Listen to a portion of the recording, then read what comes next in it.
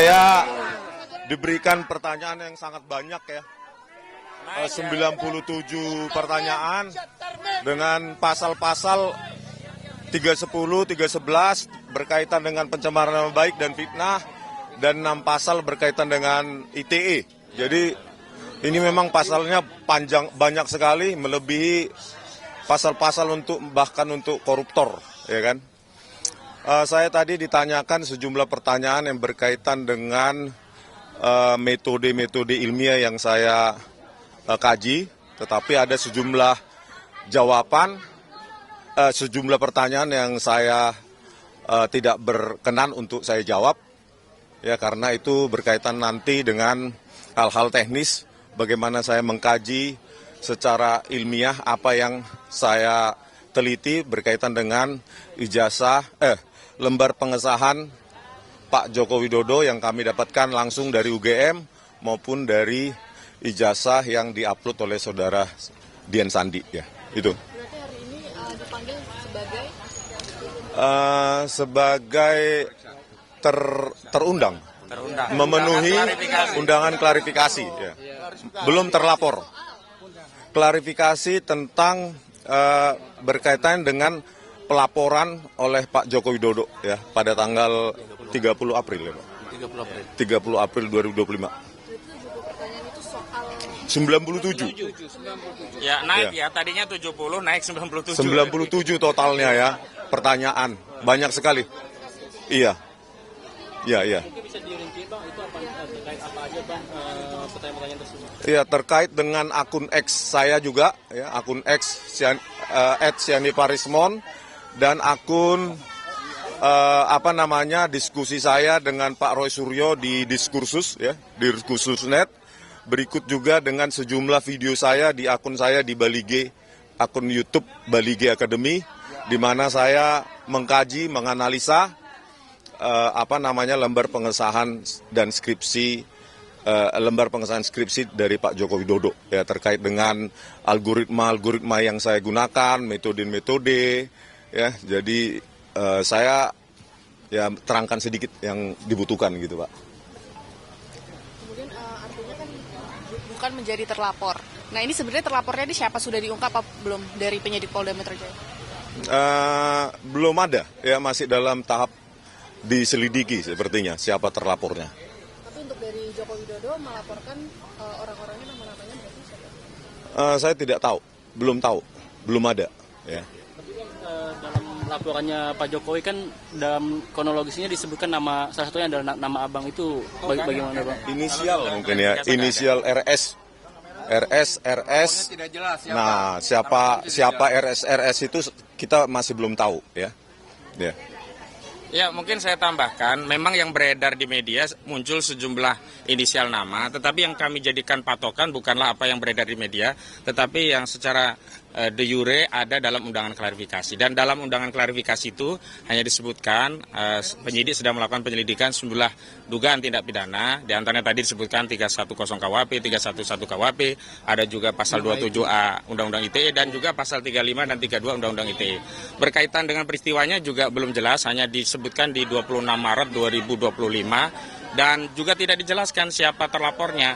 Hanya memang kalau pelapornya jelas disebut IRH Joko Widodo begitu. Ada undangan lainnya setelah ini dari untuk mengklarifikasi dari laporan itu? Oh kami pikir cukup ya, karena ini kan sifatnya undangan klarifikasi, bukan panggilan polisi. Sehingga kalau apa yang diminta untuk diklarifikasi sudah dijelaskan dan dalam batasan-batasan yang kami anggap cukup untuk memberikan klarifikasi, ya sudah. Karena kami menilai memang tidak ada perkara pidana di sini. Ini adalah perkara di mana klien kami seorang ilmuwan menggunakan metode ilmu yang dikuasai Pak Rismon dalam hal ini, memberikan pandangan-pandangan yang sifatnya saintifik. Dan itu juga yang dilakukan oleh Pak Roy, juga Dr. Tifa, sehingga saya kira sekali klien kami diklarifikasi ya cukup sudah, nggak ada lagi yang perlu diklarifikasi. Mau apa lagi begitu loh. Ya, dan kami memang tidak menerima undangan-undangan lagi setelah ini ya, belum ada. Dan kami harapkan penyidik juga menghentikan persoalan yang berkaitan dengan apa yang hari ini dituduhkan pada klien kami. Saya kutip saja ya pendapat Pak Jimli Asidiki, kalau soalnya itu adalah soal ijazah, ya diselesaikan ke PT UN. Tapi karena ini lebih dari 90 hari, ya diselesaikan di peradilan negeri, dan hari ini di pengadilan negeri sudah bergulir 2 perkara sekaligus. Yang pertama di pengadilan negeri Surakarta yang digugat oleh Pak Dr. Muhammad Taufik, yang kedua ada di pengadilan negeri Sleman. Artinya semestinya kalau kita mau fokus kepada penegakan hukum dan menghormati kaidah hukum, penyidik ya harus menghormati Perma nomor 1 tahun 1956, di mana jika ada perkara berdata beririsan dengan apa yang mereka anggap ada perkara pidana, ya di hold dulu, ya dihentikan dulu perkara penyelidikannya dan fokus menunggu putusan pengadilan perdata hingga memiliki kekuatan hukum yang tetap begitu. Jadi kami pikir klarifikasi yang kami berikan sebagai bagian dari warga negara yang kooperatif memenuhi undangan dari penyidik sudah cukup begitu. Kalau Bang Rismon sendiri nanti kalau misal diundang sebagai terlapor, apakah akan memenuhi panggilan untuk melakukan pemeriksaan? Ya pasti ya, kita harus menghargai ya proses hukum.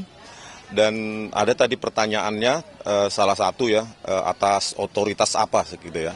Atas otoritas apa Anda meneliti skripsi dan ijazah Pak Jokowi? Ya, sebagai seorang peneliti, ya, penulis buku, ya maka karena ini berkaitan dengan bidang keilmuan saya sebagai peneliti bebas ya, independen, ya, tidak subjektif, tanpa harus memiliki otoritas apapun.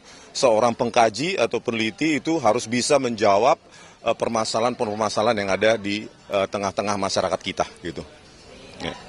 Oke, ada lagi, lain? Pak? Menyangkut tadi ada 97 pertanyaan, banyak yang tidak sesuai dengan Agak maju, Bang. Agak maju. Jadi sesuai dengan diminta untuk klarifikasi. Dari 97 pertanyaan banyak yang di default tadi, jadi kita nggak jawab karena nggak ada hubungan dengan pemanggilan. Jadi keanehan gitu, klarifikasi tapi ditanya yang lain-lain yang tidak ada sesuai dengan sesuai undangan yang ada. Saya kira itu aja. Oke, saya tambahkan ya. Jadi seperti rekanku katakan tadi, bahwa pertanyaan itu seperti yang disampaikan oleh rekanku tadi 97. Dari pagi sampai sekarang hampir seharian kita di dalam.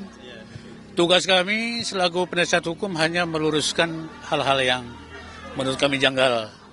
Di antaranya cara menjawab dari klien kita Rismon seperti apa. Ya kita jawab secara hukum juga.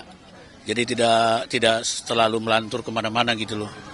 Ya, contoh tadi yang kita soroti memang pasal yang kita dengar selama ini kan laporan dari pelapor, aduan dari pelapor itu pasal 310, 311.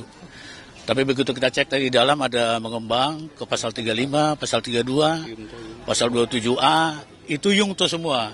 Jadi sepertinya klien kami ini atau yang terhormat Rismon ini sudah dikepung oleh beberapa ayat yang menurut kami tidak seharusnya dilakukan seperti itu. Itulah hari ini nasihat kami terhadap penyidik juga, terhadap Rismon juga. Nah itu tugas kami hari ini. Selanjutnya ya kita tidak bisa berkomentar apa dulu. Kita tidak bisa praduga. Apakah seperti tadi kan? Apakah ada panggilan selanjutnya? Ya kita tidak tahu. Hari ini jangan lupa klarifikasi. Jadi hanya klarifikasi.